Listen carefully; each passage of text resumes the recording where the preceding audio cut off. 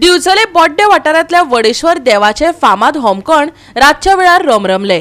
दोणांनी ह्या होमखणात मोठे संख्येन वांटो घेतलो। बॉड्डेचे तशेंच हेर वेगवेगळ्या वाठारांतले लोकय वांटेकार जाल्ले। आयकात उत्सव कमिटीचो अध्यक्ष सदानंद केरकरान दिल्ली म्हायती। आज हांव ह्या बोर्डे होमखण मंडळाच्या उत्सवाच्या निमित्तान दोन शब्द सांगूंक सोदता। आमचे हे आदिस्थान कळसाचे वर्साचे 12 महिने उत्सव हांगा जाता। फक्त वर्साचो एक दीस आयज वडेश्वराच्या आमच्या पेडार जाता तेन्ना आमी कळसाची मिरवणूक काडटा आनी होमखणाक फेरे मारता, होमखणाक अग्नी दिता।